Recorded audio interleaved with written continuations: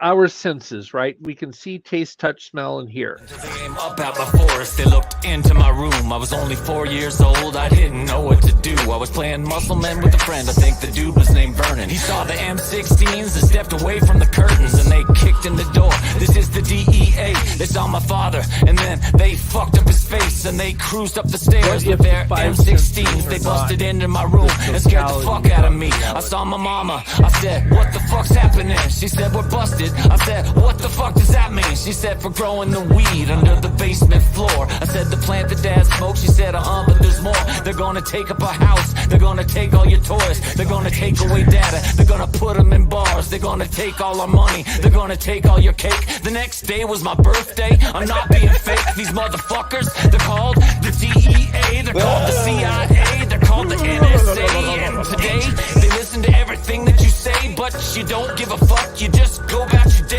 You're not American. On everyone, and we pretend that we're dumb. We sell all our metadata. It's worth more than a sum, but they don't give us back none because they know that we're numb. We got some stupid motherfuckers that just want to be safe, and they'll give up their freedoms, man. They'll give up their say. They'll spend $1 million on education just to join up the slaves. You're not American. Thoughts. American. Welcome everybody to episode 50 of Dangerous Thoughts, the podcast that dives headfirst into the shadowy realms of reality. We explore the edges of the fringe where most fear to tread. We question everything and we fear nothing. We also don't endorse a fucking thing. Not a thing. But we are very interested. I'm the kind of guy that's very interested in anybody's idea of what reality is and what's happening here on this weird little marble in the center of God's bunghole called Earth. It could be in the center of God's bunghole, so don't give me any shit for that. It's possible. That's what we're trying to say here on Dangerous Thoughts. We're open to all realities. We've got an awesome guest for episode 50, Mr. Tom King, one of the original experiencers of the Phoenix Lights. If y'all don't know what the Phoenix Lights are, turn the channel, go back in your fucking cave. The Phoenix Lights are actually a big alien. Well, maybe not alien. Who knows what people saw? But quite an encounter of hundreds of thousands of people saw these lights over Phoenix, and Tom will tell us a lot more about them. Tom has actually dedicated a big part of his life to going out there, to sky watching, filming videos. If you'll look at his show after we talk to Tom, you can see all the videos that he shot of strange things in the sky over that area. So let's just start the show. It's episode 50, Tyson. Can you believe that? We're old in human years. Yeah, I got to figure out what happened. My mic isn't working, and so hopefully you guys can hear me. Last week, though, we had it. You can hear me? I can hear you loud and clear. You can just, your mic is working so well that you just have to talk about this, yeah. Okay, we're not going to do sign language. All right, last episode was episode 48, so I don't know where we missed 49. I got to go back and check my records and see how that happened. But we're old. We'll roll with it. We'll roll with it. Yeah. At 49, 50, whatever. We've made it. We're old. Okay, so this week, what happened this week? Oh boy, I was lucky enough to watch the presidential debate between the lead Republican, Donald Trump, and the lead Democratic candidate, Old Man Joe. It was like con man versus old man. Who are we going to vote for? I cried. Joe Biden had one job. He had one job. His one job was to go out there and show, I'm not addle-pated. I don't meander off, and I'm not. What did he do? He went out there and did exactly that. And now everybody is like, oh my God. The idea that we're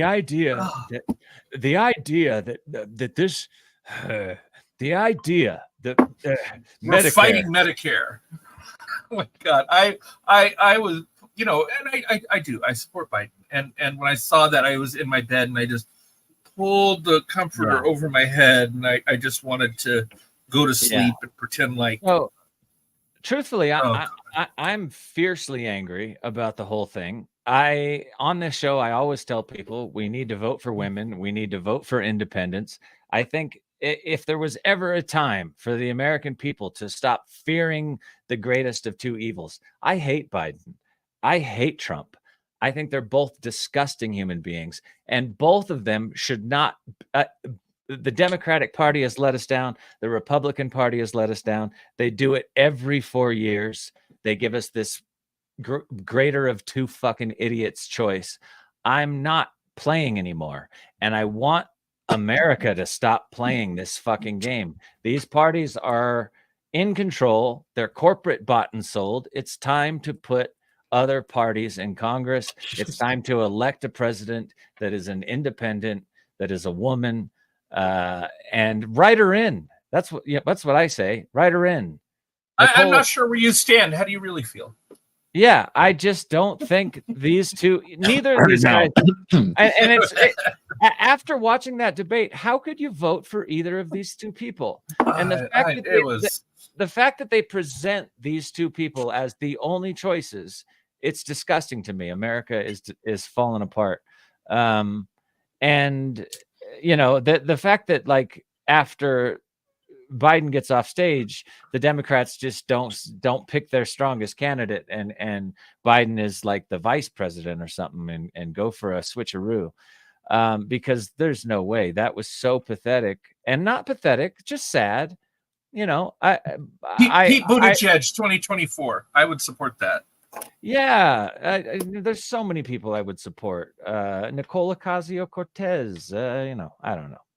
Even I'd see there's a Democrat I'd vote for. But boy, yeah, that was ugly. And sad. I love AOC. And I don't know how we're gonna come back from 4 more years of Trump. And I see that as the case of what's gonna happen. That debate just kind of bumped Trump way up. And I took the week off. I took the week off. Probably be the first time I ever try mushrooms will be that week. Yeah, good idea. That's a good idea. I think Biden should eat always a good idea. And maybe that would maybe it'd clear his soul for maybe the second debate if they have one. And what kind of idiots in the Biden camp? Why would they put him out there like that? What are they thinking? I mean, he had one job, and literally they put him out to say, look, people think you're Sleepy Joe, you're tired, you're addlepated, you're meandering off, and people are worried. So go out there, be strong, be forceful, be cognizant.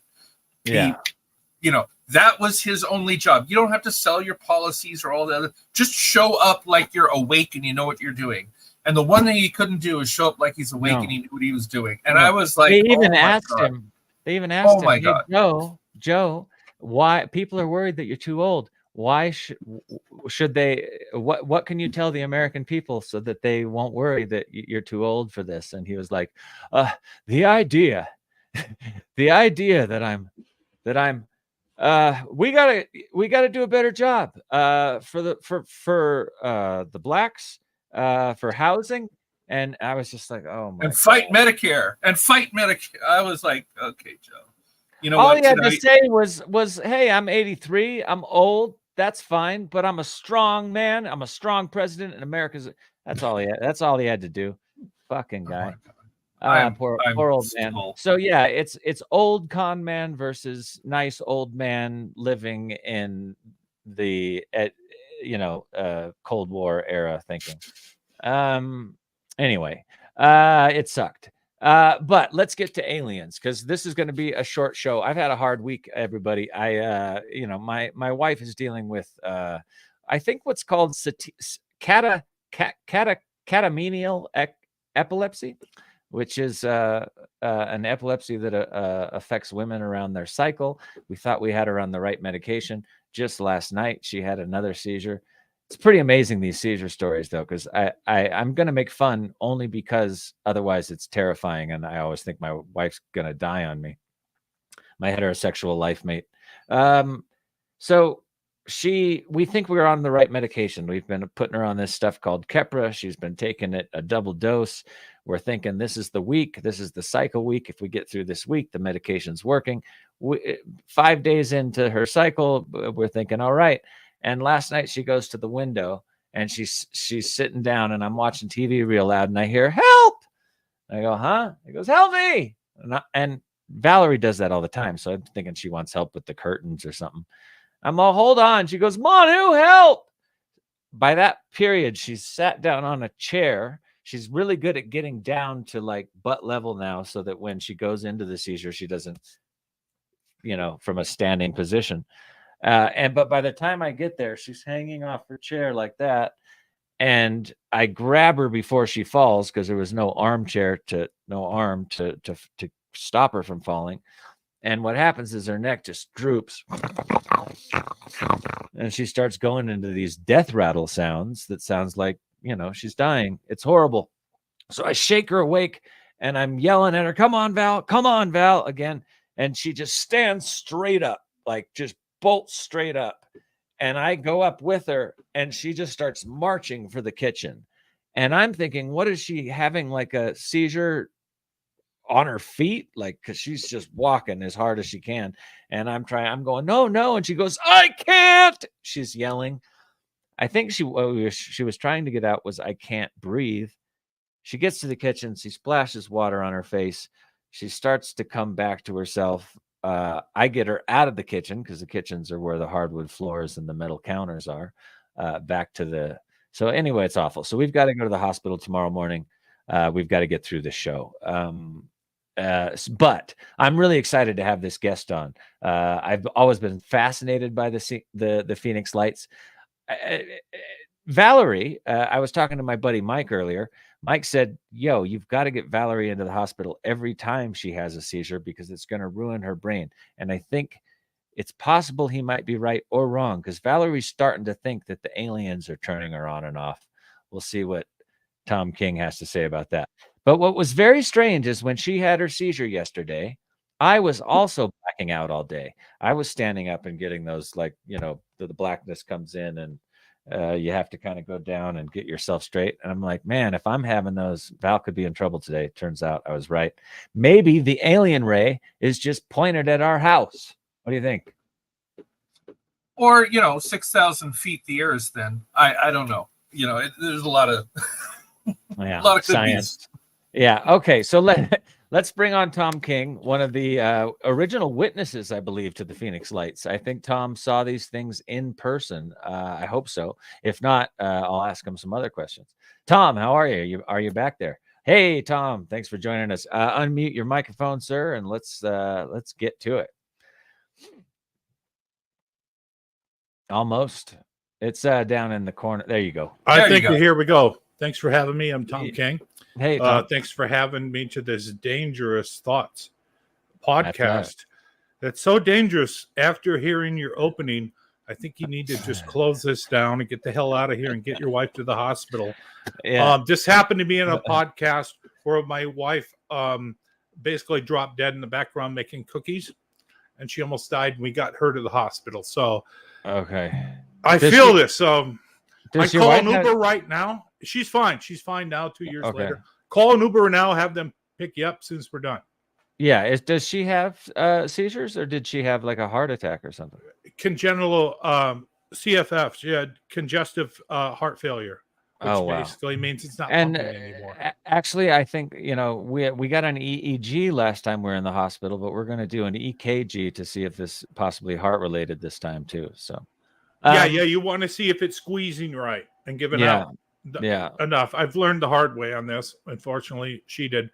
But yeah, this is serious stuff. More serious than this. No doubt. What we're going to get into. Well, maybe. You never know. The aliens' agenda could be more serious. They could be like our gods. We don't know. So let's go to the beginning. When did you get interested in UAPs and aliens? And were you actually there when the Phoenix Lights happened? Couple of questions there.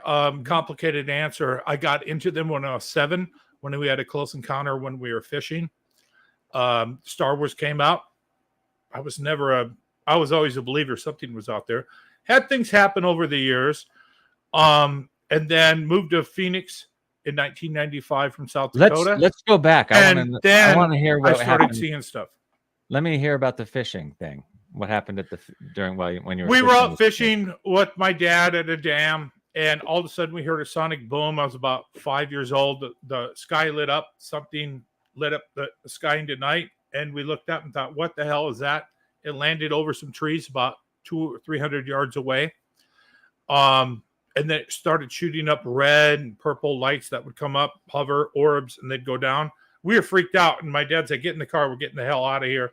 And that was only like 500 feet away.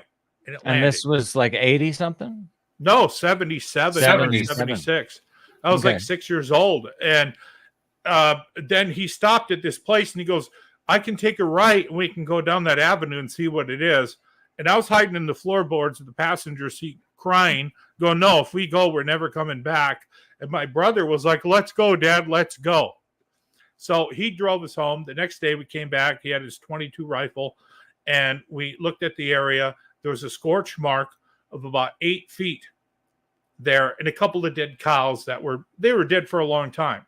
Now, if I show you this exact spot on Google Earth today, there's still that scorch mark 35 years later. Really? Yep. Wow. Okay. So then later in life, what's the next step? I cut you off, but I wanted to hear that story. Went to college. Story. Yeah, went normal life. Went to college, did my stuff, moved to Phoenix.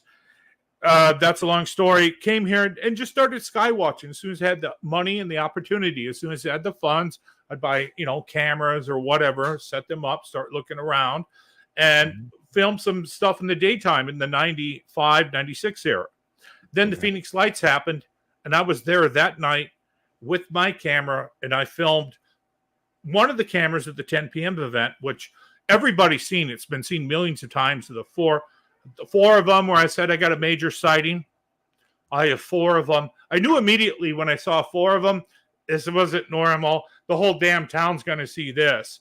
Mm-hmm. So I was involved in the Phoenix Lights, filmed it.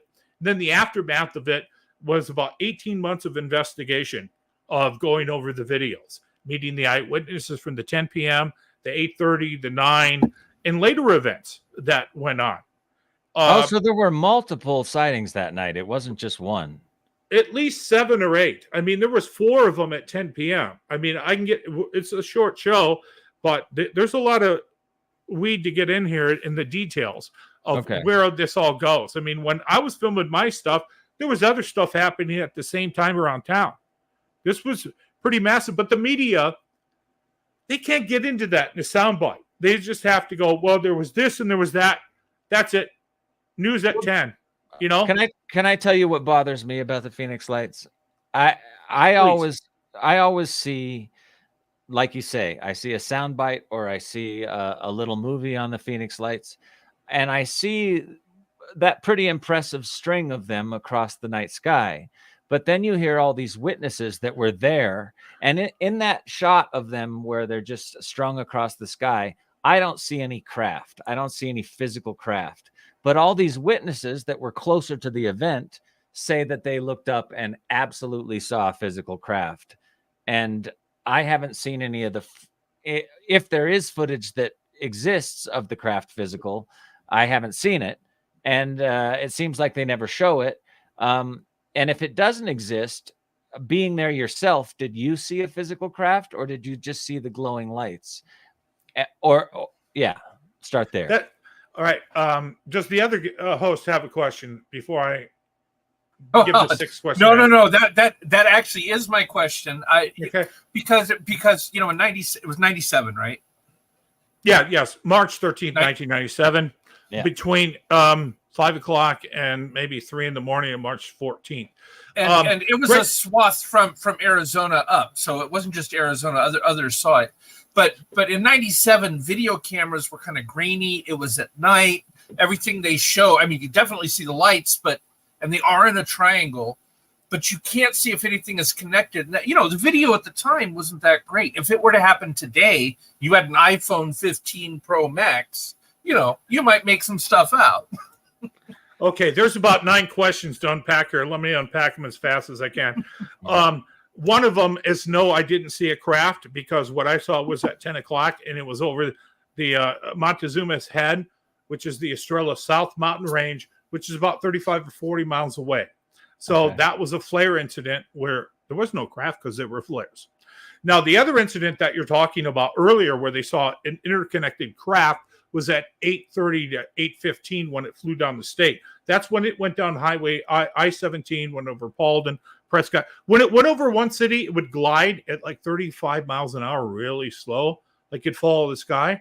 And then when it got to the edge of town, it shot to the next one and did the same thing over and over and over. This thing flew down from Henderson, Nevada at like 7:55 all the way through Phoenix to Tucson. That has nothing to do at all with 10 o'clock. 10 o'clock was just a military exercise over Barry Goldwater Range with A-10s launching flares. This was happening Monday. We have video of it. Tuesday, Wednesday. In fact, on March 13th, we have 4 videos of flare launches before the big chain of light. It's all that wasn't a reaction. So people say, was the 10 p.m. a reaction to 8:30? No, it was going to happen anyway. Yeah. I think the flares also, it's a good way for the government to say, it was just flares, especially to launch them more than once. Did they launch them just that night or? No. We have 3 months of video on and off from January, February, where the military, see, we don't have any snow in Arizona. So all the snow states where they bring their pilots here so they can train for Middle East, Southwest type stuff where there's no snow. So they come here and practice bombing, missiles, all flare launches, all the stuff that the military needs to do. They do at the Barry Goldwater Gunnery Range to get our Air Force and troops and everybody prepped to go out in the theater. That's what we're good for. That's what happens here. And it's mistaken for UFOs. Yeah, but for me, like, you got to be a moron to mistake flares for UFOs. I've seen flare drops. I live in Colorado now. They do flare drops here. Flares don't look like what the Phoenix lights look like. They don't hang in that one position. They're not as bright. They do this little kind of thing on their way down. It's pretty hard to miss. So I don't buy the flare thing. But what do you think this craft might have been? Do you think it was maybe one of those military high platforms? Do you think it was us? Do you think it was them? What have you come to the conclusion of with all your research? Thanks for that question. Now, I'm going to disagree with you on part one. I think what I filmed were flares. That wasn't a craft. That was just what happened at 10. We have triangulation of that. Let's move past that. Okay, let's move into the 8:30. The 8:30 object that flew down that state, we don't know what that is. We don't know. It was 700 foot wide. Okay, this has been, the size of this has been kind of collaborated by all the sources from 3 decades of all the accumulation of all the data. There was a bigger object behind it that was a black triangle at 9 that was about 2 miles wide. This stuff isn't ours. I think this stuff is alien craft or off-world or cryptoid or hidden. Something is here with this, but it ain't U.S., it ain't Russian, it ain't Chinese. It's weird. It was just show of power, and it comes out from time to time over the years. And another question that I didn't answer before, that he said, the other guest, what happens if it comes out today? It has. This thing has come out in the era of iPhones. I have the video. I have the receipts. I have all this stuff stacked up on my channel to show you. Here's the best footage we have is from Russia, like 2016, when 2 of these boomerangs parked and hovered for 8 to 10 minutes and interchanged objects from the boomerangs. Oh, wow. Buried in YouTube on my channel. So I've seen some of that. This is what happens when you get about iPhone. That doesn't mean you can see the craft. iPhone doesn't have night vision. It doesn't have thermal. It can't see through the blackness of black at night. We need thermal. I mean, I'd love to get into all this other stuff that me and my crew are watching. We're well beyond the Phoenix lights. Yeah, okay, let's go past it. Tell me what you're doing out there. Well, since then, I've been involved in other sightings that we're not going to get into because of time. But currently what I'm doing is I have at least 14 cameras mounted around the house. Most of them are 4K and they're weatherproof and they have color night vision. Oh, cool. And I have like a 5 to 6 mile perimeter over Chandler, Arizona. I'm watching 24/7. I have a month's worth of footage. If you call me and say I had a footage, I had a sighting 2 weeks ago. When, where, I can look it up. So this network is growing. I'm starting a new channel with some friends of mine. We are covering different parts of the valley. We have some great experts like Jeff Grunrow. He has Apache Junction version of me where he has that area of town under surveillance. And we link this together with automated computer systems like UFODAP that if I pick something up, it'll talk to his. They link them together and triangulate it. So this is the science that we're at in 2024 versus what happened to me in 1997. And I've way past that. Where can me and Tyson and other folks go to see some of this footage that you're capturing and your friends are capturing? I sent you a link. We're starting. We can start with my YouTube channel, and we're going to grow it. So what's the YouTube channel called? The Phoenix Lights. The Phoenix Lights. Yeah. So you can subscribe there. We're going to start it up. It's going to be a UAP science channel. We have one lab here, which is my lab, and I can briefly show you it. Yeah, cool. That we have basically like Skinwalker Ranch here with all the TVs, all the sensors, all of the nuclear stuff, cosmic watches. We have radar coming soon. And then this is lab 1. Lab 2 will be at Jeff's house, which is huge. He has a 6-car garage for a studio that we're going to use as our second unit lab that'll probably overtake this one. And then we have other pockets where we're growing around Phoenix. We're going to have this whole town under surveillance in a couple of years as soon as more people come in and replicate our systems, join our network.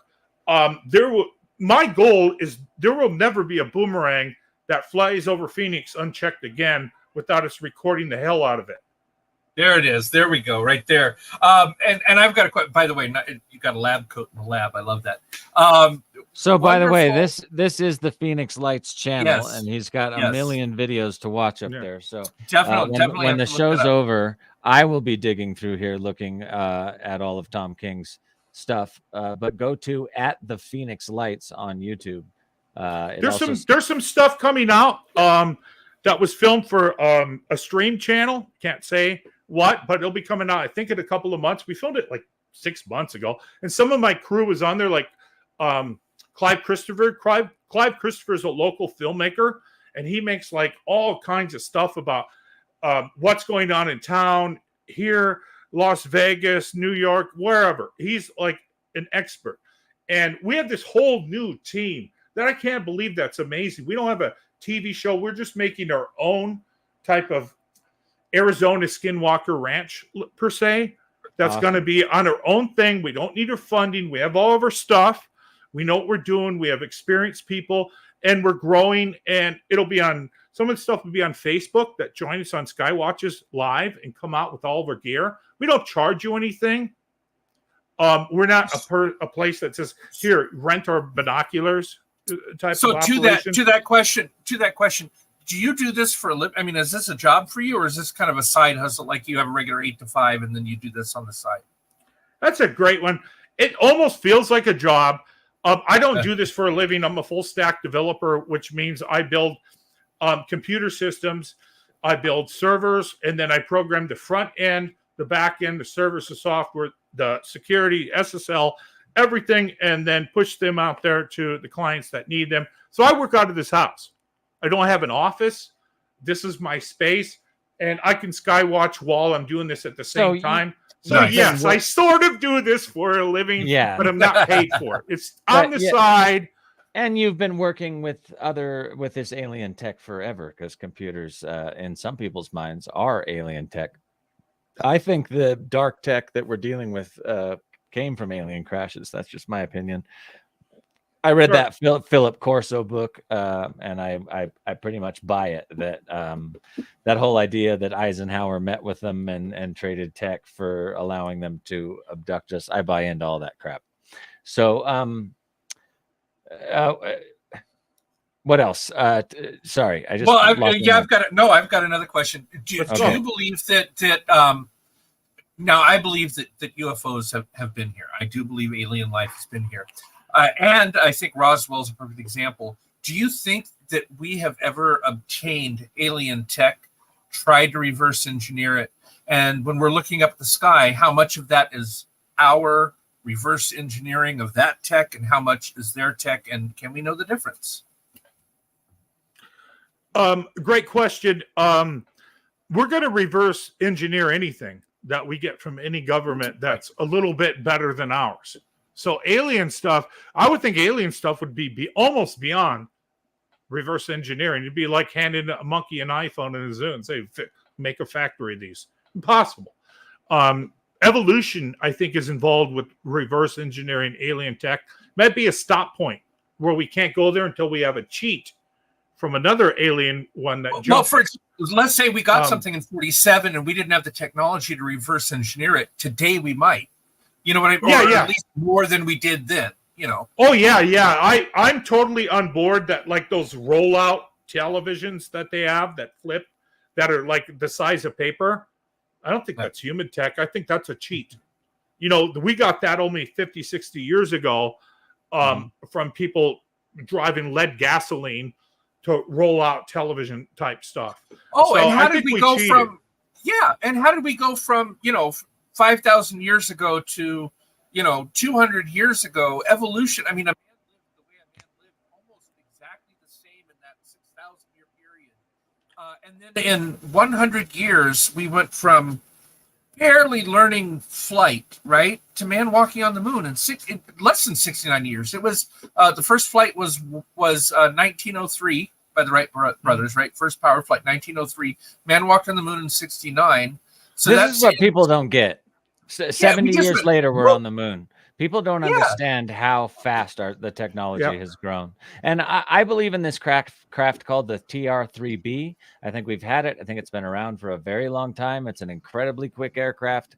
It is ran on some kind of magnetic anti-gravity tech, but it also has blast engines that leave these donut contrails. I think that's a very old aircraft. I'm sure that we have stuff well beyond that, but there's also a theory that these Tic Tacs that they're seeing are made by Northrop Grumman and in mass, and that the Air Force and Space Force was just messing with the Navy back in 2004 when they were flying these things. So I think that I believe in both. I think we have reverse technology from alien aircraft. I also believe that there's some things out there, like we're seeing on, you mentioned Skinwalker Ranch, these see-through things that they're seeing, these orbs with the black line around them. These couldn't be ours. To me, these things that are traversing these wormholes and going to who knows where, I don't believe that's us.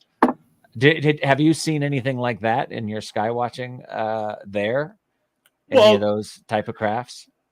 I've seen a bit of both. Some people want this either or, like it's nuts and bolts or it's something else. And I saw nuts and bolts through a binocular, and I filmed it on August 5th, 1996 on my channel. And I looked at it through the spotting scope, and it was the color of a silver spoon. It was dull, but there was a cupola on top. And I went, holy shit. I was taken back like that Jaws shot. I'm going to film this. So I started filming it. Filmed a potato. Didn't have the resolution to get the detail. That to me was a nuts and bolts type of one. There's other ones I think that are more translucent, or they're mimics, where they mimic an object in our sky to blend in. Kind of like a predator camouflage, where they're, look, I'm not UFO, I'm potato chip bag or balloon, whatever. And you study it carefully, and it's like, well, we saw through the camouflage. It runs away. So I think both. The phenomenon is not, to me, just Roswell and a craft and dead bodies. The phenomenon involves probably cryptoids, like entities, and the whole other phenomenon of the afterlife, some producers are convincing me the whole Bigfoot thing is tied in, or we don't know. We can't. I siloed this stuff in before, like in 2022, I'd siloed it's UFO only. Mm-hmm. Now I'm kind of expanding my radar, and there's a lot more to this. You know, I'm trying it's perfect. We talk about this on the show all the time. Like what really is the delineation between a physical object and maybe a trans-dimensional object? What is the difference between a deity, say an angel, a god, and a supreme form of life, something that's been alive, a million years longer than us, technologically, biologically, etc. Like where does that? I mean, something that's a million years more advanced would be a god to us. What could they do? Technologically, what could they do biologically, etc. Compared to what we would be. Mana's going to kill me, but we'd be amoebas compared to them. So like where is the line between extraterrestrial and deity? And is there a line, or is it just more advanced creatures? And this and I'll let Tom King answer, but this is also I'm completely with you. And my answer on this, Tom says he's expanding his mind to other ideas. I think the answer is yes. Do angels exist? Yes. Do interdimensionals exist? Yes. Do aliens exist from other planets that have figured out how to go faster than the speed of light and bend space? Yes. Are we recrafting aliens? Yes. Are we recrafting some crashes that we found? Yes. I think people always want I think you said earlier, Tom, people always want is it nuts and bolts or is it something? I think, yes, it's both. And all this stuff is probably happening. And I think there are some people within the deep state and within the secret government that absolutely know some of these answers. And I'm hoping that we get some of them someday. That's Go great. ahead, Tom. I'm totally with you because I siloed a lot of stuff because I work by myself. I don't trust anybody in this field. People will come up to you, exploit you, and then cut you out from underneath and pig gut you and leave you. It's hard to build trust in this field at all with anybody because they're going to come back and get you. Or disinformation you, right? Disinformation you, kill you. It depends. I don't know about killing you, but the people you were friends with in 1 year may not be your friends the next year. Yeah. But I've been burned so many times, I keep putting my limbs out there to get burnt again, looking for the next reach, looking for the next bridge to build. Because just because I got burnt by some of these people in the past should not shut me down in opportunities of the future. So I'm still doing that. Sometimes you get burnt. We're going to find out some of these answers that you guys are hopefully are looking for with some of our UFO science labs that we're setting up around not only Arizona, but we're talking about the Four Corners.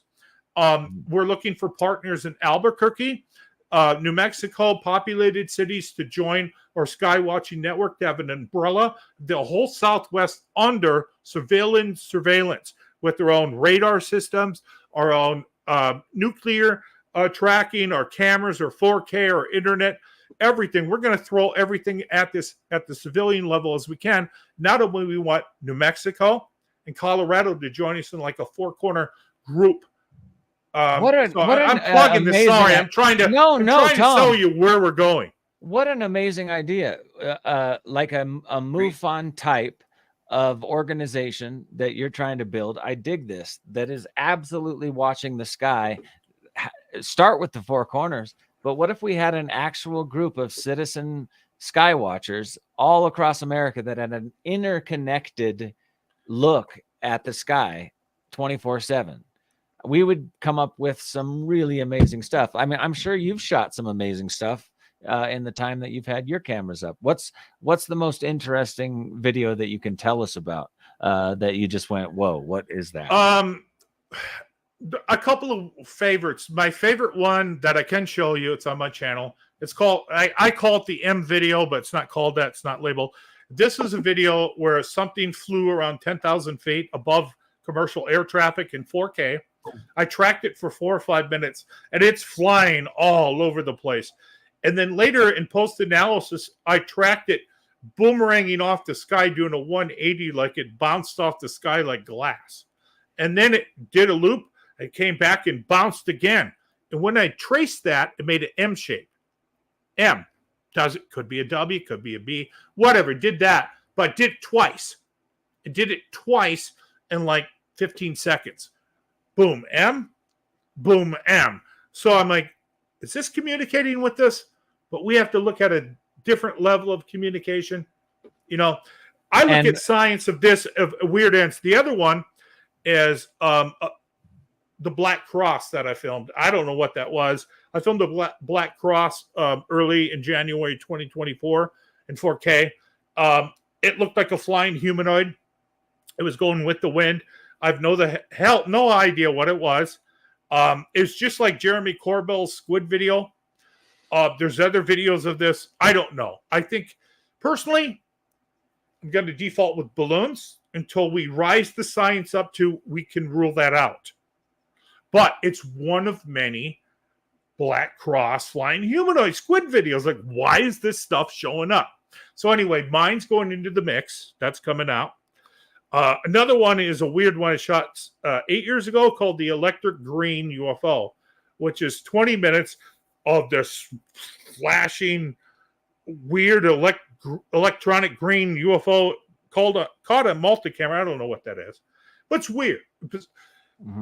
This isn't all nuts and bolts. See, this goes into that other category, the Black Cross, the Electric Green. We don't know what the hell that is. It's not. When you're talking about stuff. the Black Cross, are those the ones that literally look like a Black Cross? Can you see Can you see anything above the two beams and below the cross or around them, or does it just look like a straight up Black Cross? Pretty much a Black Cross. I put the thing through After Effects. It was a 4K capture on the Lorix day system. It was moving with the wind about 12 miles an hour. So I have that data from my science system with the wind speed on it. Didn't do anything out of the ordinary. It just looks really effing weird. And then when this video, I recorded it, Jeremy Corbell dropped that squid video. So I called his producer. I'm like, it's the same shit. The hell? But it's not out because I gave a TV show, hey, you can use it. And after it's over, I'll post all these videos. Just waiting for it takes time.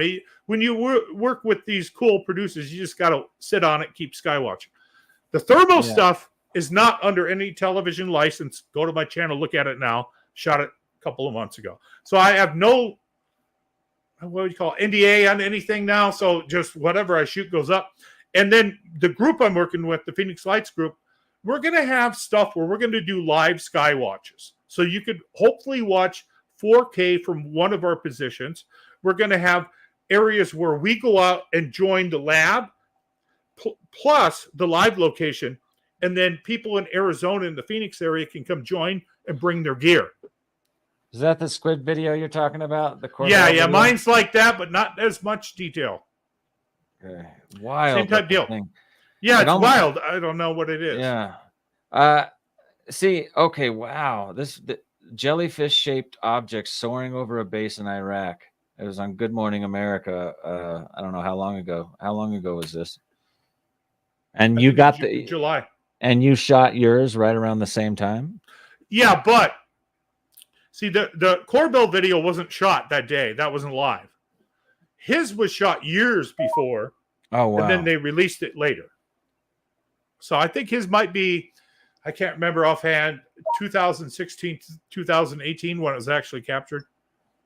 Yeah, I got that. I filmed that type of thing over my house. And look how it goes translucent. Wow. Yeah. And then it comes back into dark black, and then it goes translucent again. Yeah, so from there I said, I need thermal cameras because they can't phase out of thermal, right? So now I have three of them, 3 different thermal cameras. And I've practiced in hot white, hot black, different colors. I've done both at the same time. Hot white and hot. I've recorded a UFO in hot white and hot black at the same time. You know, there's a lot of other instruments besides photographic, right? So not just thermal. There's radio. Does it have a radar cross section? Does it? So you've got thermal, you've got visual, you've got the electromagnetic spectrum is very wide. There's a lot of different instruments that can record along that electromagnetic. And just really quick, not to plug myself, but huge ham radio here. So yeah, I love that electromagnetic spectrum. Tyson, have you really ever caught anything strange on the radio that you were like, what the heck was that? I have other hams, including myself, have heard transmissions from like the ISS. I can't say that I've ever received, because these are pre-programmed special. Help! They're pulling us towards the ocean. We're still in here.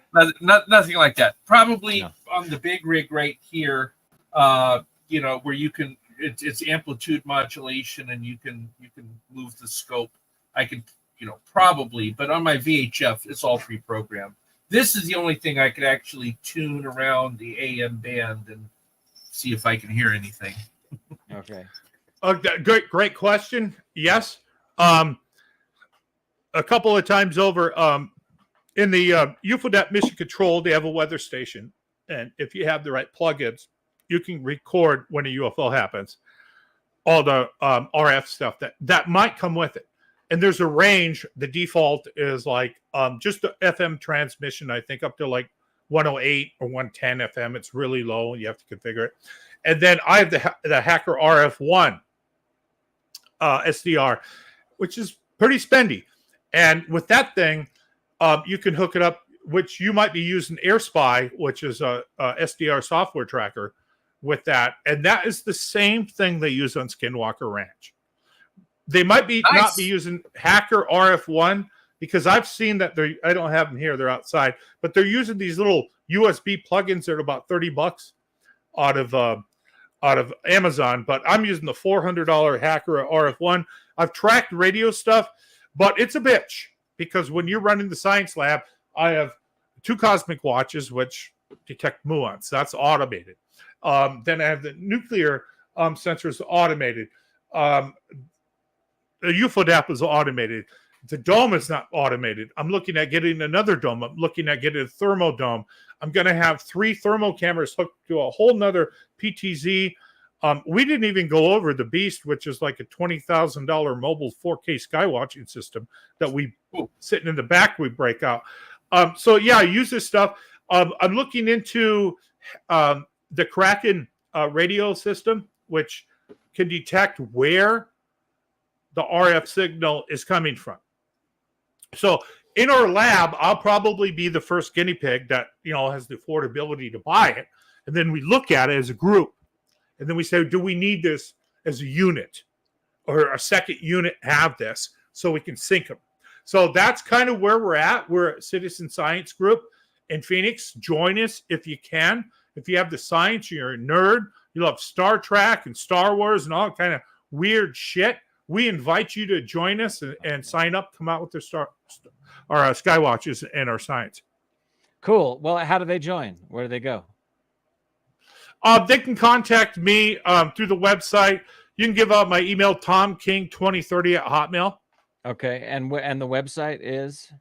UFOvideo.com is the website I own. UFOvideo.com. And then on YouTube, are you at the Phoenix Lights? Because there's another gentleman. That's the new one. That's where we're coming. We're moving in. Okay, cool. That's going to be where at the Phoenix Lights is going to be the group. That's going to be where you can watch in this area where we do science, where we figure out how stuff works, where we give you instructions of here's how you set this up. It'll be heavily edited at first.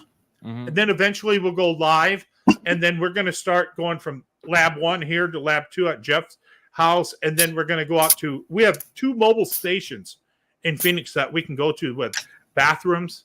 They have electricity. So this is great for the public to come to. And this, when you have all these cameras up and you have multiple people with the system running, are you going to have like a live 24/7 feed that you share with people, or are you just going to edit and then share what you've caught? Probably live at the feeds. We have now so many of these new thermal cameras, because there's one behind me over here. $125 or $199 for that, right? Cool. And anybody can get that off eBay, and it films in color and in thermal, and you hook that up, and all of a sudden you're seeing UFOs. So we're going to have one of those filming just the group, so we can see it pitch black, but you'll see everything in thermal. Plus, we'll have thermal cameras filming the superstitious mountains and other areas. We have a guy. So you're going out and doing sky watches as well. You're not just having stuff up on your roof. You're yeah. It's a mix. It's a mix. This is okay. A lifestyle. This is something that we've dedicated a good portion of our time and our money, and we're committed. And a lot of us, we don't agree on everything, and what all this is, but we agree that we're a unit. And the public can come join us on these public sky watches. When we do our sky watches, you'd be amazed. People show up, you don't know who they are. They heard about it on Facebook. They show up with night vision. Another guy shows up with thermal. Another guy shows up with a huge telescope. It's like, man, back in the 90s, this cost tens of thousands of dollars. Now it's just people just whip it out. Yeah.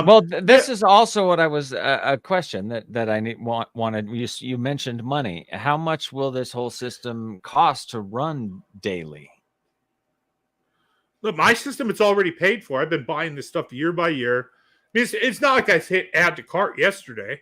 Well, I was wondering if there was like an organization that you say your channel and your friend up north or south of you where he's setting his stuff up. I'm sure there's a cost to it, so I was wondering. Well, is there an organization, a funding structure? Yeah, is there a place that people can help? Yeah. Subscribe to the channel. Okay. Come hang out. Bring your gear. Get off your ass. Do something, Gorman, like they said in Aliens. Just don't wait around for the next guy to get it. Come out and join us. Join the search. Join the adventure. Join the hunt. I mean, there's television shows that are watching this channel right now that'll probably think, maybe we want these guys. Maybe we don't. So we have a guy who's a helicopter who goes out on, get this, he goes out on the regular in a freaking helicopter with 4K camera sky watching the mountains, and he's got UFOs going through the mountains, just like you see on Skinwalker Ranch. We have all that stuff in Arizona, but we don't have it packaged in a big deal. So this is a conglomerate of individual contributors. And yes, see tonight there's a man from @PhoenixAZLights that keeps commenting. Is that another channel? There he is. Right that might be Jeff. That might be Jeff. Okay, so I haven't read the chat. It says @PhoenixAZLights is the correct YouTube channel. That's probably it. He started it, so that's why I love. I'm running so much stuff. I got droids, man. I got Star Wars shit. I don't have time to do everything. So now we have a group. We have an actual UFO science lab group in the Phoenix area. We're called the Phoenix Lights, and we're going to produce our own level stuff. We don't need the History Channel or any of that stuff. We're going to do this regardless. The funding, we pay for it. We're not stupid people. We have our own cameras. We have our own money. We have our own stuff. This is just funded out of curiosity. When this alien creature was just a baby, I found it outside, and it was prowling around my house collecting data. And so I captured it and I raised it, and you can see it's vicious. It tries to bite. But I'm holding this thing captive until I find its leader. Where's your leader? Okay, so Jeff is commenting from @PhoenixAZLights, but Jeff Woolwine. Yeah, Jeff Woolwine. He's another Jeff. We have 4 or 5 people named Jeff in the Phoenix area that are skywatchers. Okay, and they're all in their own fame. There is another channel called the Phoenix Lights, and I think they're incorporated. I mean, not incorporated, but a part of your group. And @Jeff Woolwine is also another Jeff, I think, that's with your group. I'm just looking through the Phoenix. I haven't met here. Jeff Woolwine. He is not official part of the group. He is a skywatcher, I think, out in the West Valley that holds his own. He's been on a bunch of television channels. But no, he's not associated at this point with us. There's 4 of us right now. Is that also your channel? Just @the Phoenix Lights? No. Okay, so @Phoenix. That's Dr. Lynn Catie. Okay, so Dr. Lynn Catie is a different personality in the Phoenix Lights. I'll say that. Okay. She's been carrying the water of the Phoenix Lights for decades. I've heard promoting it over and over and over and over and over. Well, I retired out of this for 12 years and just went serious into robotics and computing. She carried the water of the Phoenix Lights, so I thank her for that. But I have differences with her, but that's cool. We're both promoting that there is something that happens here. Yeah. So anybody who sky watches, anybody who puts their spare time in this and they're not getting paid, I respect that.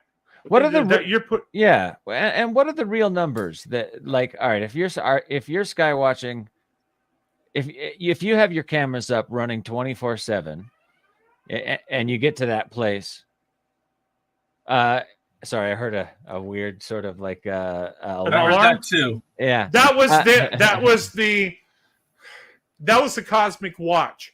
That when a high muon spike goes up, it gives off a red alert. And I have two of these running that are over there, those blinking things. Cool. They're about a couple $100 each. And then there's a screen up there. What is a muon spike? What happens is, as the Earth moves through the solar system and goes through cosmic rays, the atmosphere hits cosmic rays and they dissipate into a muon. A muon is a subatomic particle from the decay of the cosmic ray. I'm probably going to get fact-checked and buried later on this, but it comes into Earth. It lasts about a second and a half. It travels at the speed of light. The muon goes through the atmosphere and it goes into the ground, hundreds of feet. Thousands of them are showered over the planet. This thing registers a spike, a huge activity in muons. So the idea is when a UFO shows up, does the alarm go off? And then we have actual metrics of this in science. Two of these of does it hit both muon detectors at the same time. This is saved in a CSV file, so later analysis. And then we save the video file. Did it hit the nuclear detector? Later, the Kraken, the radar. I have so much shit, it's hard to keep track. That's why I'm glad I have my Phoenix brothers. So when some of these, so the theory, I'm guessing, is that when there's a high level of solar radiation or a high muon spike, that you're trying to find a correlation between that and sighting a UAP. You nailed it. It's a UFO detector in a weird way. They used to use magnets in the compass, but this is an electronic. This is basically a digital Geiger counter that does everything for you. So I have one of these. Lab 2 has two of these units. They have them.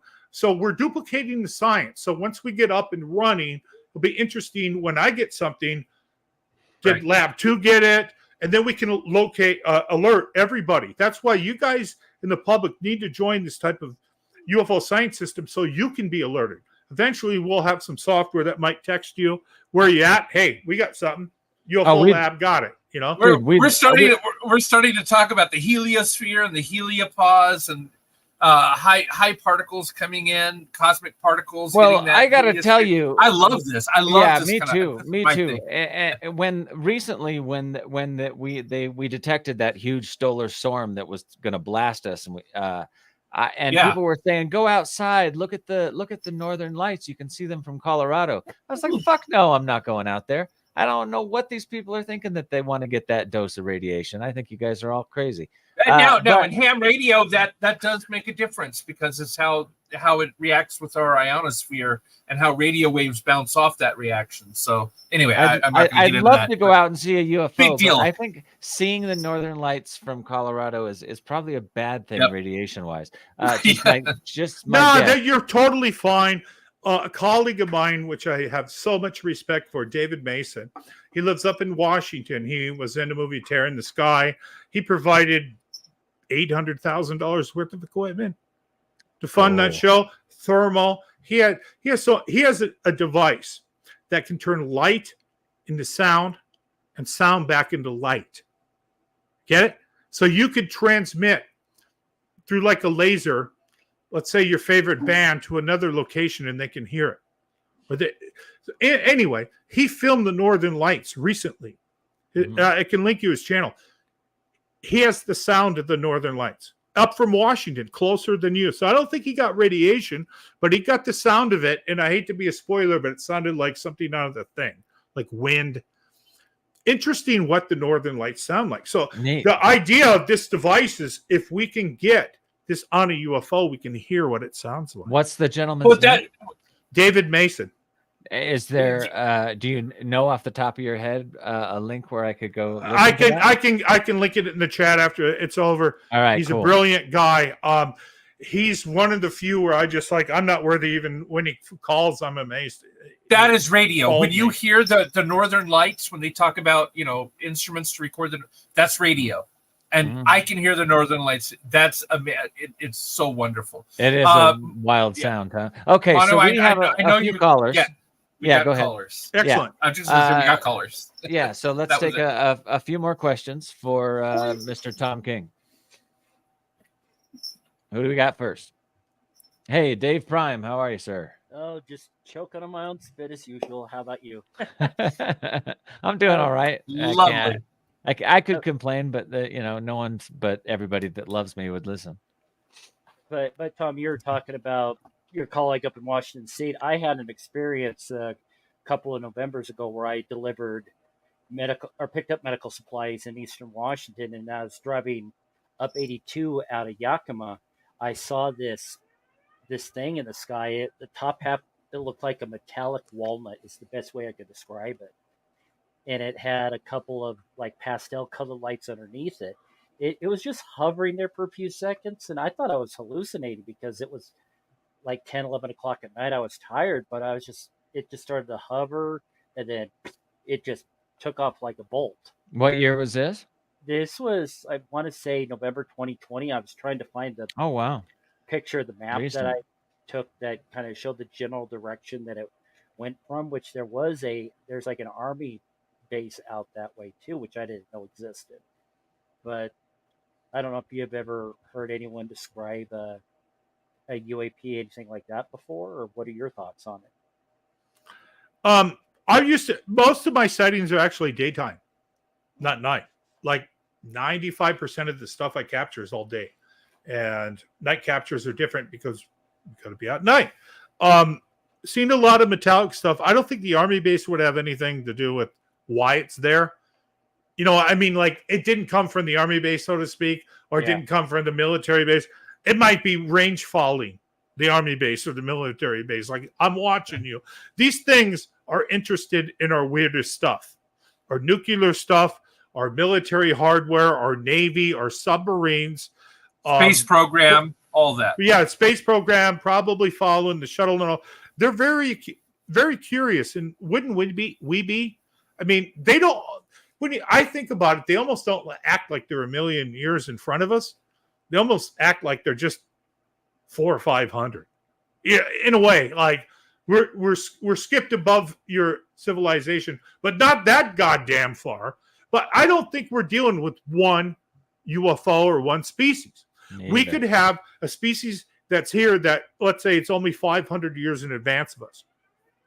Then we have another species that's 500,000 years in advance, and those people are children, and so are we. And then 1 million. So we could have multiple. The galaxy's so huge in the universe that we can expect one level of technology, and that's it. It's going to be, there are aliens, it could be overlapping ones, dumb ones, smart ones, this one, that one. Yes, absolutely. I think you're exactly right. And some of those you might be Q level, if you've ever seen Star Trek, Q is, right? Omnipotent. I know. And then others might just be a little bit more advanced, enough to go from their solar system to ours, and everything in between, right?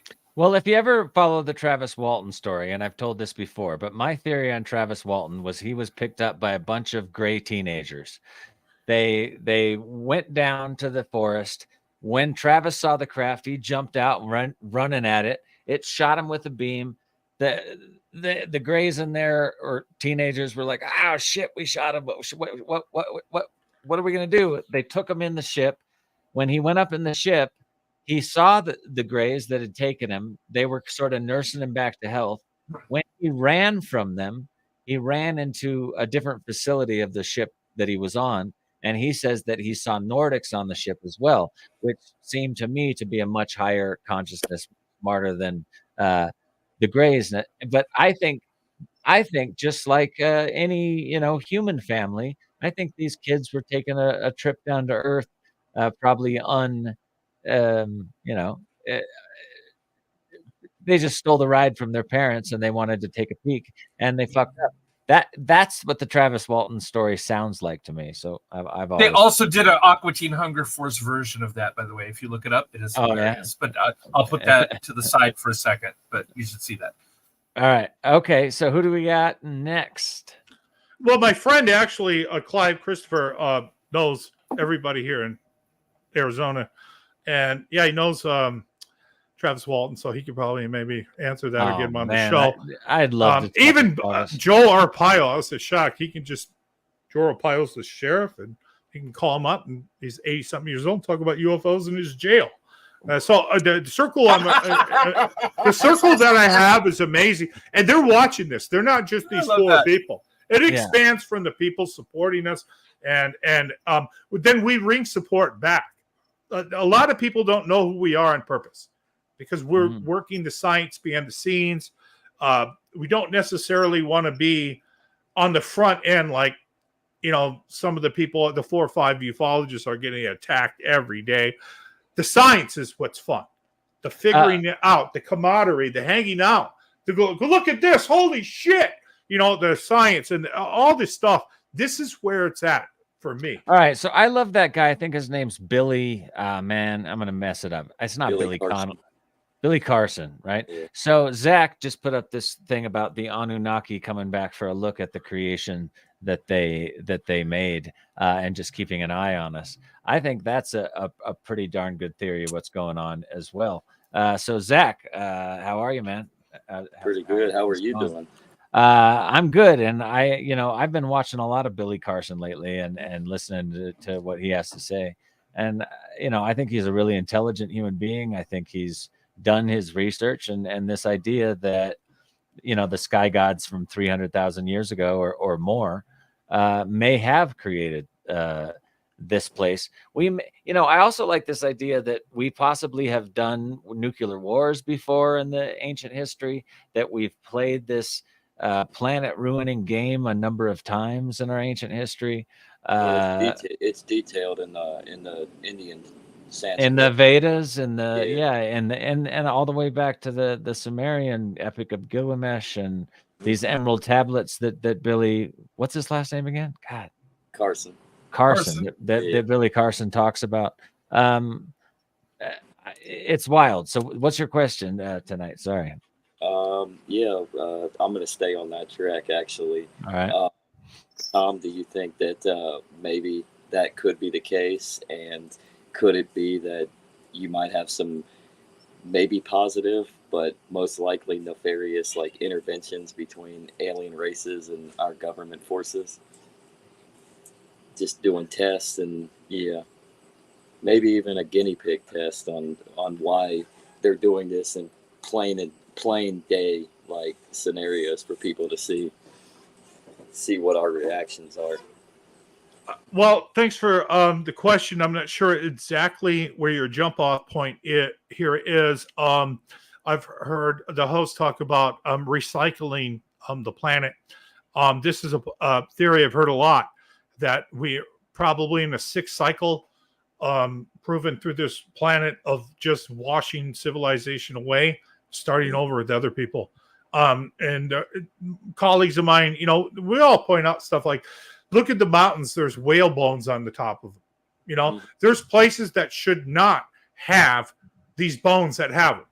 So this is, you can't deny it. This is science, that there was something there, that the oceans were different, that there were times that if we were living where we are today, we'd be underwater. So that's undeniable, that the earth has been shook up, probably related to, the Bible with the flood. Are we in another one? That's been rumored behind the scenes with ufologists, that this is another test that we're going to get washed away as a civilization again.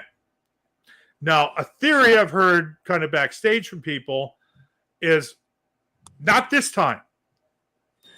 Maybe the fifth time, the fourth time, you guys could have rolled over humanity, but this time we have your it's like Independence Day. We have your technology.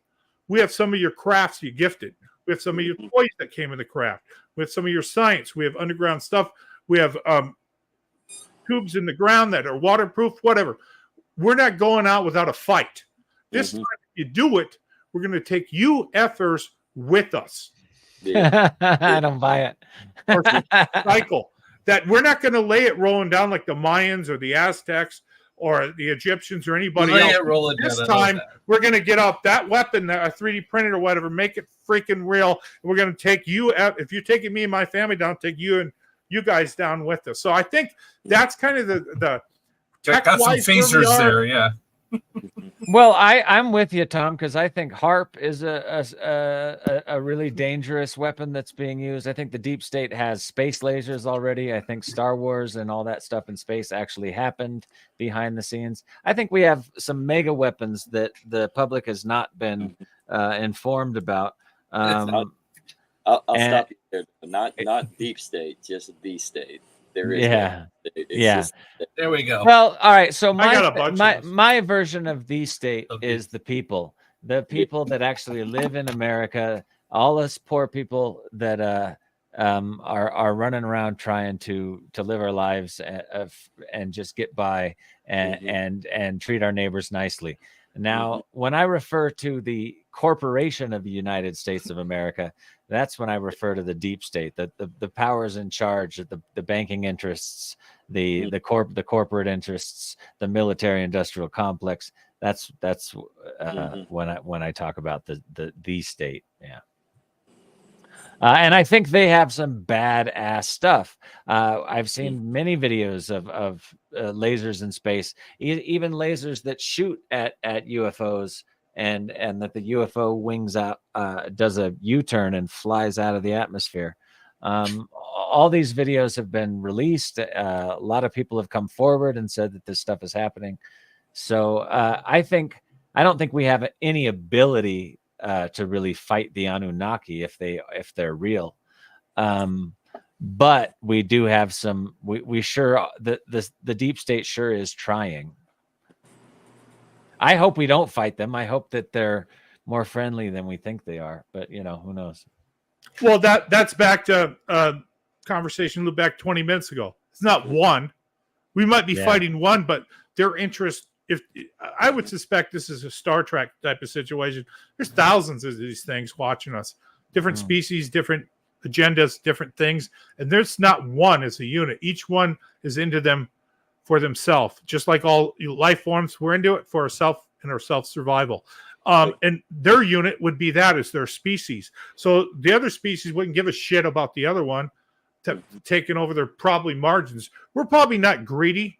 The Amazon isn't the only planet that's greedy. There's probably greed all over the galaxy, which could be the worst thing we find out is we have it better here than somewhere else where we'll be exploited more. This is interesting stuff that we can talk about now that you certainly couldn't talk about like 20 years ago. Yeah. And the Anunnaki supposedly... The Anunnaki supposedly came from a intergalactic Star Wars situation where they were interplanetary fight that they ran from and ended up here.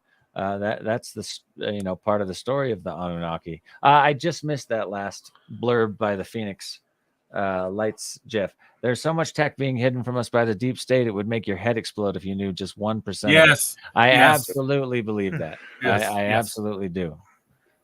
All I can say is that guy is those top secret stuff he can't tell you. So you're lucky to even have him like bomb the chat. And there's so many people like that are out there that just they let slip it up, but not stuff that's going to, by the way, I want those people to show up and tap me on the shoulder. You can trust me. I say it every week. I will see all these people that are listening to my show. If I have to zip it and join your club and I get to ride on the deep space agenda and fight the lizards, I'm in. Just tap me on the shoulder. CIA, NSA, all you bad motherfuckers, I'm in. I won't. I'll sell everybody out. I'll sell my parents out. I'll sell my best friends. I'm ready to join the evil club. All right. But before they read you into the project, maybe listen to the opening theme song of the show. Might. Oh well, yeah. I mean, I'm really look. I play. Just, you know, I play when you want to. Yeah, but you know, I'm playing too. I probably wouldn't, but just give me a spaceship. You would. I would too. Yeah, man. If I get to see the spaceships and actually know, like, even a sliver, like 30% of the realities that are actually occurring that the elites know about, man, I want to join the club. Not fair. Not fair.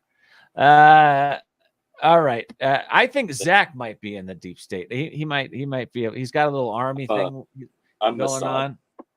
Okay. Yeah, I'm part of the Jewish mafia. Oh, right on, man. Yeah. Teach me banking. I'll come work for you. Sounds good. We'll start a bank together. But we might get shut down because it's going to be no reserve, just like Peter's Schiff will get shut down. Yeah.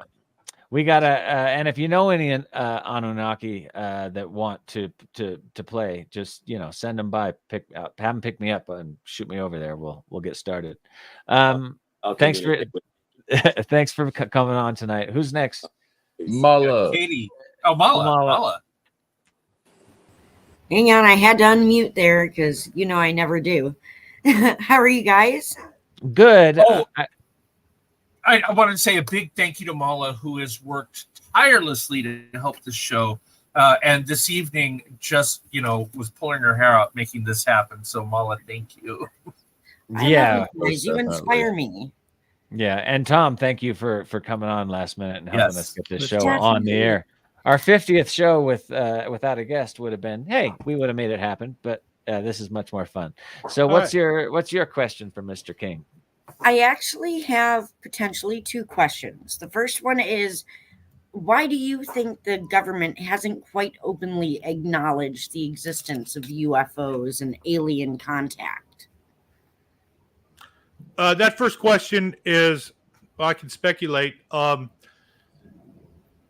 It depends on the circumstances in which they found this. If the government's at the position where they're like, well, we see these things on radar, but we don't know what they are, and they're Foo Fighters. That's a different type of cover-up. If there's a cover-up where Roswell actually happened, and they have these biological creatures that are human, and they have technological hardware, that's a different cover-up. I think the thought at that time is, okay, if we, and I believe Roswell happened, that this happened, and I think at the time they believed there was an alien invasion that was imminent. These things were crashing all over the place. They had a crash later in Kingman, Arizona. They had these things just seemingly falling out of the sky for various reasons, whether they shot them down, whether the craft were gifted and left, or whatever. And they said, look, we can't handle this. This tomorrow is always going to be like the day it was today. You will pay off your mortgage. The bank rates will be the same and everything will be the same. But if they come out and they say, hey, we have all this stuff, then they just basically blew a bomb up on the economic thing, 401ks, jobs, history, gas, oil, religion, everything. Culture. Yeah. And in the 50s, right after World War II, they were probably paranoid as shit, thinking this is World War III. Now I got these bugs. So I sort of understand it, but I don't get why today they're covering up the legacy of dead people from 60, 70, 80 years ago. Right. We should move on. I feel like, well, I have a theory that it's the Orson Welles' War of the Worlds, right? What happened when he read that over the radio, and people who didn't tune in at the very beginning when it said this is a dramatic reading, people grabbed their guns and ran for the hills, and they believed it, and people panicked. And I think it taught the government a lesson. If you announce UFOs, this is how you can expect people to react. And that might be part of the calculus. And people are much dumber now than they were then. So it could be even worse. There are actual theories that they did that much more dumb to see how people would react to the news, right? Are they going to be like, oh, okay, aliens, or are they going to be like, oh, okay, aliens? You know, Depends on the Right. species, right? right? Did you have a second question? I did. Okay, so now that I know that you're a bit of a tech head, and as like a techie guy, are you familiar with IMSI catchers? And if so, what can you tell us about them? Not familiar with the IMSI catcher phrase. If you can elaborate on it more. Cool. It's when I saw that flash across the screen, Mala, I wanted to know more too. So tell us what these things are and why are you worried about them? Well, I think everyone should be worried about them, quite honestly. What it is it's a device that police tend to use specifically to catch data from a half-mile radius. And it will catch everything and store everything. What do you mean by everything? I think she's referring to Stingray, which is a decade-old system that the FBI has been using. This is deployed in major cities by police departments. Basically, it's the cops' version of SDR radio that they have in their cars that goes around and it sucks up everything from fake radio towers. So I live in the Phoenix metropolitan area. So we will have fake towers that aren't there, that are set up by the feds or subcontractors that will feed Stingray your information. So when you send, let's say, your friend a text message or a photo, and it might not be an appropriate one, it gets sucked up by this clone. I think this is what she's referring to, Mela, right? Yes. Some along that lines. Absolutely. That it is Stingray. Yes, I've seen it used as that. That was the original, and then ISMI is like the new updated version, and you can even get like telephones that are IMSI resistant. Do they look like that? I don't know. I've never actually seen one, and they haven't released photos of them that I'm aware of. They will have a fake palm tree around it. That might be the device, but there will be fake they're all over the place, man. I can go down the street and photograph those left and right. Yeah, the box, it's like a little box, and they can set it up almost anywhere. So you're saying if it's in a police car, say, can it be mobile? It's so like it gets your phone information. Can it hear you from a half a mile away just talking? Yes, it picks up data from everything. Well, no. What I think Tom is saying, that it is an electromagnetic. So it looks at the spectrum. It's not listening to sound. It's not, it doesn't have a microphone, and it's picking up vibrations. What it has an electromagnetic, and it can pick up signals from cell phones, from internet, from anything with a transmission. Data. It's a man in the middle. So when you connect your phone and you see all those cell towers, and as you drive down the street, your car is going to go from tower to tower to tower and triangulate between 2 to 3 to give you some bars. One of those could be a Stingray tower, which is fake, which is a man in the middle attack, which then get your encryption like handshake through that fake tower, and then back to the regular provider, read your SMS, read your email, get your pictures, get everything, and you won't even have an idea it was read because it was down on the pipe level. It was down on the carrier level. This is how sneaky this is. And cases when somebody gets caught and they go to trial and they say, how did you get this information? The FBI lets the damn case go because they will not make a precedent that they use Stingray to illegally, like they can go up to where a mass shooting is, and they can just basically draw a circle around the shooting and say, we've caged this area, give us all the cell phones. Give us all the pictures, give us everybody who's been in that spot, and we'll figure out who did it, where they drove home. Do we know? I should be working for these people. I would like to make a statement on that, though. You are not legally obligated to give them your phone if you offer to send them whatever data they wish. What does IMSI stand for? Oh, let me look. Okay, maybe instant message signal, just off the hand. You don't consent to mass surveillance. It happens under your feet, whether you like it or not. Yeah, and it's called the Patriot Act. This is under the Patriot Act. Yeah. We need to reverse the Patriot Act because it's taken away all our rights completely. And Even the found it. right to search to cool. Even the right to search and seizure. I mean, they don't need a what's it called? They don't need a warrant to come into your house. They can just come in and say, we there was a terror threat here. Or a welfare check. Yeah. Yeah. Well, they don't. A bomb threat in the neighborhood. Everybody out. They can search your house without search habeas corpus was suspended during the Patriot Act. You know what? In In San Diego, what they do? Fish and Wildlife. Fish and Wildlife. If all they have to do is say, I think you caught an illegal lobster, and Fish and Wildlife do not require a search warrant. If we're coming in, we're going to find that lobster. Oh, and look what else we found. Okay. So what's it stand for, Mala? It stands for International Mobile Subscriber Identity. Ooh, creepy. Yeah. It even sounds ominous. Yeah, that's an ominous. It sounds like something they put in your SIM card as another identifier beyond the chip. Yeah. Mm-hmm.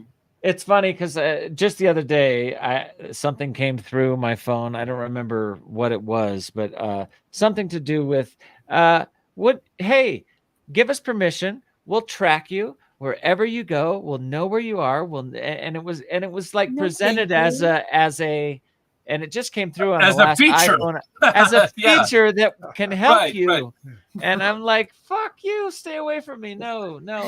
Right. But still, everybody knows if you've seen the Snowden documentary, they can see you, they can hear you, they're listening, they're recording, there are files on everybody. I don't know why Snowden wasn't hailed as a hero. I don't know. Me either. I agree. Me either. I agree. And I hope more of us get together and agree and we can bring that guy home. Although I've seen Russia lately. Looks like a pretty nice place to live. Anyway. Depending on who you are. Depending on who you are. Well, if you're not a Wall Street journalist, I guess it's fine. Yeah. Well, I'm just saying the streets and it just looks like a nice place. But yeah, I don't know. Don't quote me on any of that shit. I'm not over there. We have one more question tonight, and then I think we can close the show. Thanks, Smala. Thank you. Catie. Good morning, my darlings. Good morning. Good morning. Well, it's morning in London. I'm sorry. She's not in London. She's in Sheffield. Sheffield, not London. This time I did it instead of him, okay? I did it. Oh, my God. I thought you were in Leeds. She's in Sheffield. Go ahead, no, please. I'm in Sheffield. Okay. All right. Oh, my God. I feel so stupid. Monitoring the nukes, making sure nobody. What is that? Everything's it's a nuclear detector. Oh, is that the muon detector, or is that's different? That's another shit. No, this uploads live to a world map. Wherever I go, I bring this, and if a UFO shows up and it messes with nuclear material or spikes, this gets recorded to the internet. Is that a radiation detector? Yeah. It's got tubes on the side where those vents are. What is it reading? What kind of radiation? It can read CMF. There's a different graph and stuff. It's a pretty cheap thing for about $100. I take this type of shit everywhere I go. You know what CPM or CMF stands for? Because there's so many. There's alpha, gamma, and another ray type. Beta. Alpha, gamma, beta. I know. Epsilon, zeta, eta, theta, iota, kappa, lambda, mu, xi, omicron, counts per minute. Sigma, tau, Off the hap, Pi, maybe. Psi, Chi, Omega. Let me Alpha. hear you say. It's alpha, beta, gamma, and I forget the fourth, and it's driving me crazy. I'm sorry. It goes through CMP. Yeah. And then it goes through that one, whatever the hell that one is. Oh, hold on. I have it right here. That SVBU. Yeah, USVH. And then alpha, beta, delta, gamma. That's what it is. Alpha, beta, delta, gamma. Yeah. And you know how I know that? It's on my tricorder, right? Millisieverts. That's what the MS one is. Millisieverts. That's how you can tell if you're getting right there on the tricorder. Irradiated. Oh, cool. You got a tricorder? Yeah. When did they start giving those out? Well, if you're in the know. Why? It gives you out a graph of how much is going for spikes. I mean, everything they got on Skinwalker Ranch, you could probably afford except the drill rigs. Yeah, I want to go on Skinwalker so bad. I've even sent that guy that is the executive producer and puts the money out for that show messages. I'm like, come on, let me on for a week. New stuff happens when you let new weirdos like me on the ranch. Okay, so all right. Katie, sorry. Sorry, Katie. Question. Oh no, it's absolutely fine. No, it's not a very sophisticated question, but if you could sit down with an alien visitor, what would you speak about? That's for me? Yeah. God damn, I'm trying to think of what I'm actually going to say versus what should be on YouTube. It doesn't matter. We're dangerous thoughts. Say whatever the hell you want. I would say, why in the hell did you put me here again? And how do I get off this rock? I'm sick of this shit. I want to get the fuck out of here. These people don't get it. They never will. Humans sort of suck. We're here to save people. Want to nuke themselves? Check, please. The first, okay, that's what I'd say. Now for Please YouTube, I'd say. Now for YouTube, if you want to edit that, it would be. So, what planet are you from? And do you have friendly people? What are your pronouns? And what is your technology? There are both answers. Can I answer the question too? Can I answer it too? Oh yeah, I want to know what all of you think. What all of you would. Okay. If I had an alien species sitting across from me, I would talk about whatever the fuck it wanted to talk about. I would leave it. Katie asked me, why do people suck? And I answered her question, and I'm not going to answer that live on YouTube here, but she's probably giggling because she knows what the answer to that question is. Uh-huh. There we go. Because we like it. Terrible. Have you seen that? There's a fantastic. Somebody sent me a hilarious thing on. I don't know if it was YouTube or one of those other social media platforms, but it's basically a guy in a green screen and he's fighting dragons and trolls. I'm going to share it with everybody next week. You'll laugh hard. But so we always end the show and suddenly we start talking about dicks and balls and vagina. So we've gotten to that point. So Tom King, I want to thank you for joining us. I wish you the best with everything you're doing out there. Look in the description below if you want to follow Tom King and his channel and everything that they're doing out there in Arizona. And hopefully Tom King will keep us posted when everything's up and running so that we can participate more. And anytime you get some cool videos, if you share them with us, we'd love to show people. Thank you, Tom King. Thanks, everybody, for looking deeper into the world of weirdness and listening to Dangerous Thoughts, episode 50. We'll see you next week for episode 51. Look, Daddy, I'm a ballerina. Look, Daddy, I'm a ballerina. Yeah. Oh, I think it's raining. No, it's not. I did myself. What? Take it to them. Ruining motivation to survive. Private side is like a jungle, hold the rest of a nation. You couldn't hold me like a tongue, your knee collapse in the way. Hey, gorilla hearted, I beat in my chest to stay alive. Take it to them. Ruining motivation to survive. Private side is like a jungle, hold the rest of a nation. You couldn't hold me like a tongue, your knee collapse in the way. Hey, gorilla hearted, I beat in my chest to stay alive. Hey.